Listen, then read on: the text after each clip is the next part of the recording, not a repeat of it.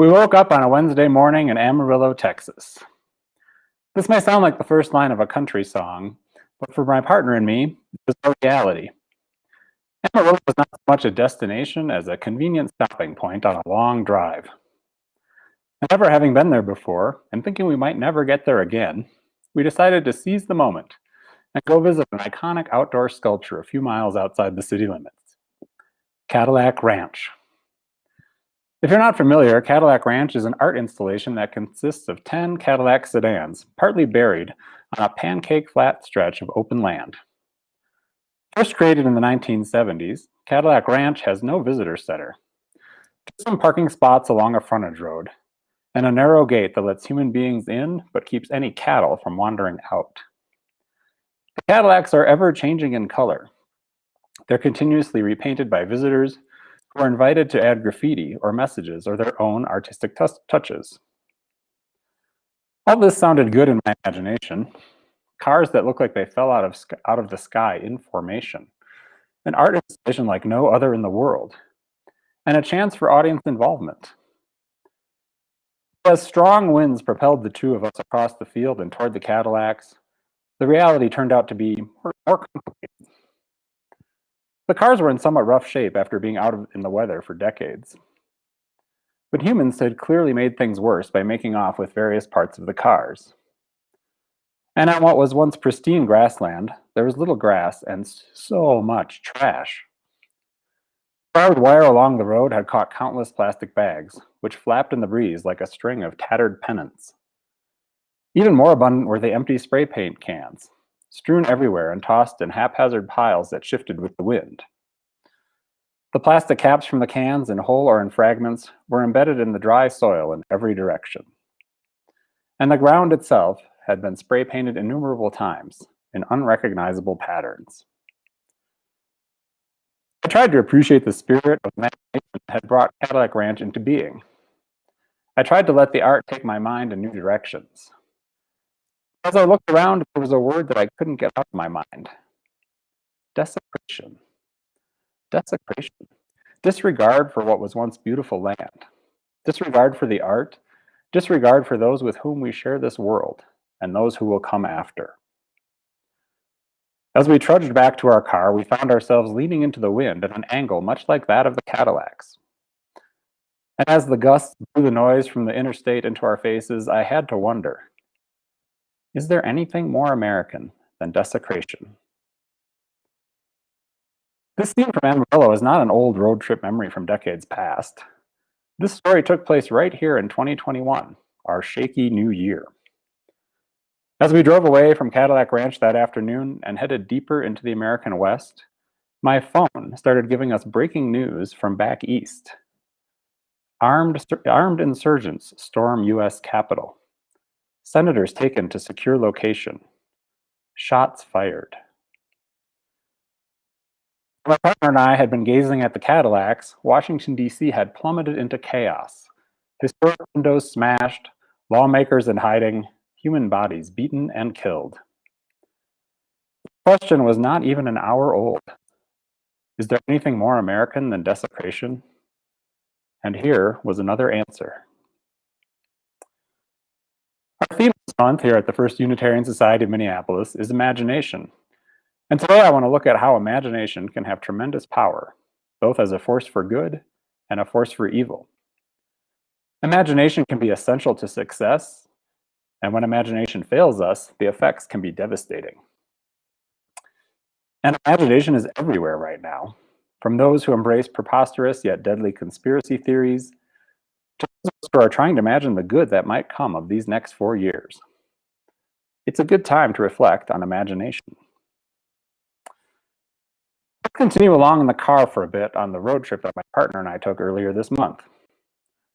I should mention that we traveled with the pandemic foremost in mind. No airplanes or airports or indoor restaurants, no staying with relatives or having meals at the kitchen table of friends. We wore our N95 masks into every grocery store and rest area. There were a couple of afternoons when we visited distanced and outdoors with a few relatives at a time. Otherwise, we kept up our pandemic regimen of isolation. But you can't isolate from the news when your country's in turmoil. As we continued to drive on the afternoon of January 6th, the Texas Panhandle gave way to New Mexico's extinct volcano cones and snowy mountain peaks. We found ourselves surrounded by beauty and grandeur that contrasted so starkly with the unfolding horrors at the Capitol. As someone who's been following authoritarianism's rise in the US for the past 5 years, I was shocked by some of the brazenness of the attack that day and by the poor security preparation. But overall, I was not surprised by the actions of the mob. The values underneath the insurrection have been in place for a long time. White supremacy, patriarchy, violence, desecration. Authoritarians love those things. They're useful for incitement. And chaos and suffering are tools that demagogues like to wield to help them stay in power. As we listened to the news coverage, a famous quote from the Reverend Dr. Martin Luther King Jr. came into my mind. A riot is the language of the unheard. A riot is the language of the unheard. I pondered this for a bit.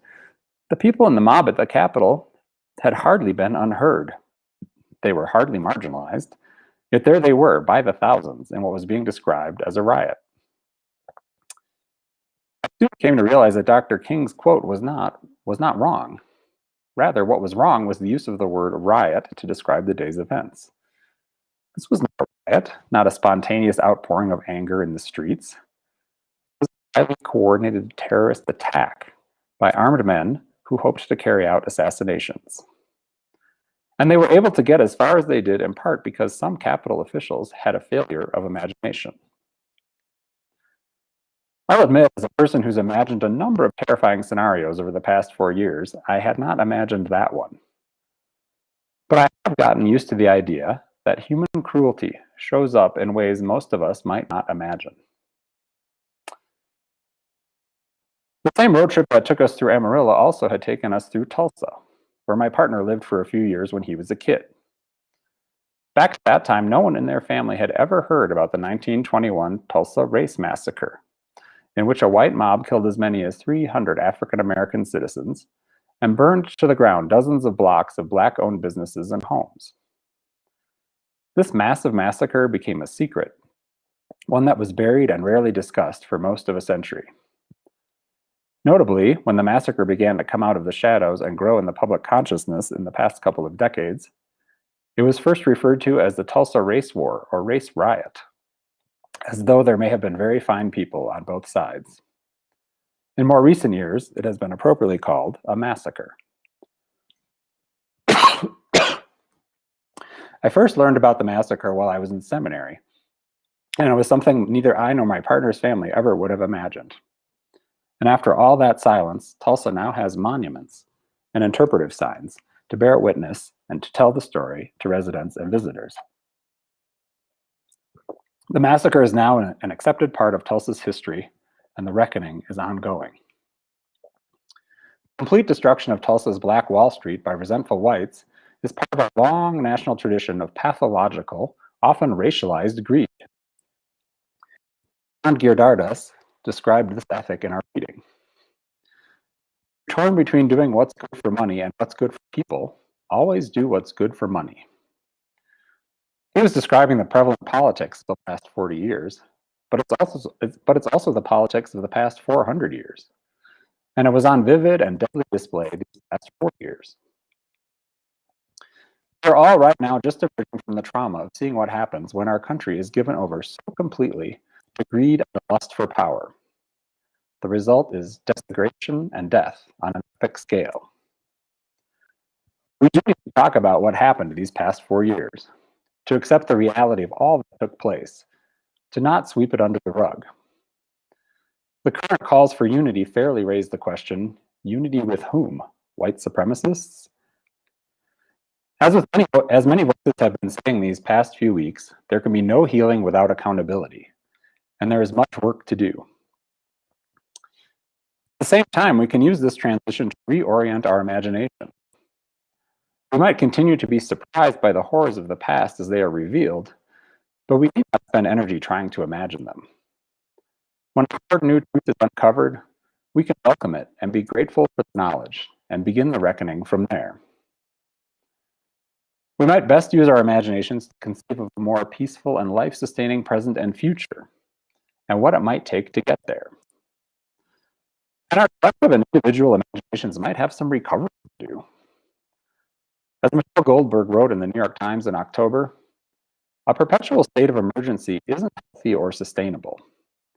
Living in Trump's panic-inducing eternal present is bad for art, but it's also bad for imagination more broadly, including the imagination needed to conceive a future in which Trumpism is unthinkable. She concluded with this: every moment spent thinking about him is a moment that could have been spent contemplating, creating, or appreciating something else. He has blocked out the sun. Only when he's gone will we see how much we've been missing. This past Wednesday, a Wednesday very different from the one 2 weeks before, the sun came out, shining a bright light on what we've been missing. Being American is more than a pride we inherit. It's the past we step into and how we repair it. That was one of the many frequently quoted lines from The Hill We Climb, the inauguration poem by Amanda Gorman, whose blossoming art blessed the occasion. She challenged each of us to be the light the country needs, and she was a bright voice herself. After watching her, I realized that all my imaginings about Inauguration Day had been about what could go wrong. I had not reoriented my imagination to conceive of how much might be beautiful. Now, many of us may be understandably wary of being optimistic. Congregants I spoke with this past week had a range of feelings about the turn of events, from tremendous relief to a distrust that things are truly going to be better. But I've decided that I'm going to dare to do some positive. The Earth's climate is in serious trouble, but our government is now acting in ways that will actually help. Migrant children will no longer have their lives jeopardized by the federal government to be used as political pawns. The pandemic, while still in its worst phases, is being addressed with science, and lives will be saved. And the new president named white supremacy as something that must be confronted and defeated. Now, this new administration is still made up of many privileged politicians who will sometimes need to be nudged, cajoled, and pressured to do the right thing.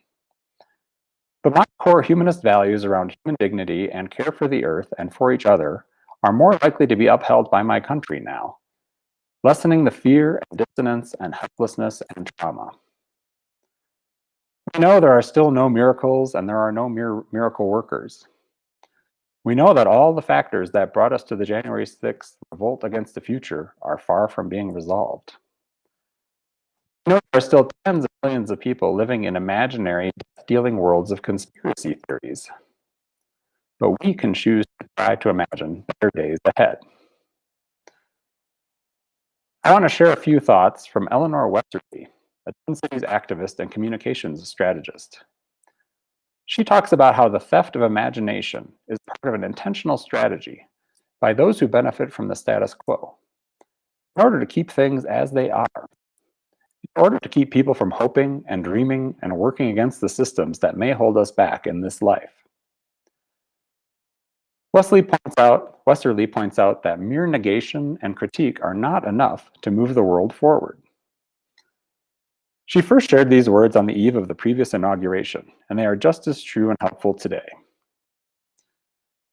For my entire life, she says, I have experienced individuals, organizations, movement moments, political leaders, academic thinkers, media outlets, even artists and visionaries, proclaiming everything that we're against.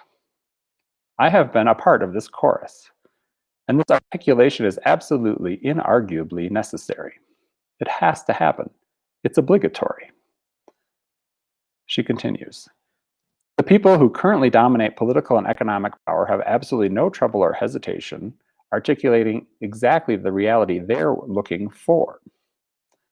It's one where every single person is completely on their own, and if you have lots of money and power, that means you're a great person and deserve more money and power. And if you don't have lots of money and power, that means you're worthless and deserve nothing.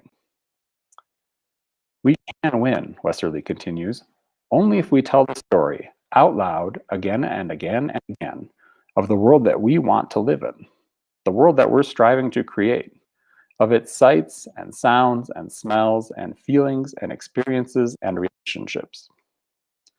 We can win only if we treat this world as a reality we're aiming for and a goal for us to orient toward, an actual destination that's possible for us to reach. And the way we reach it is through all of the work that we're all doing, day in and day out. We can win only if we can communicate what's vibrant and present and full in this reality that we're striving to create. Westerly's thoughts are echoed in those of Anand Giridharadas. There is a different story to tell, a story about something we are trying to do. We will actually create a country that's better for every single person. But we have to be willing to tell that story forcefully. So as we move forward from this historic week, may the sacred spaces of our minds never again be desecrated by profane leadership. May we listen to every true story and clearly share our own visions for the world we want. And may we fully re-energize the positive sides of our imaginations. As Amanda Gorman put it in her stunning poem, somehow we weathered and witnessed a nation that isn't broken, but simply unfinished. We will rebuild, reconcile, and recover. And you and I know that the work and the imagining are ours to do.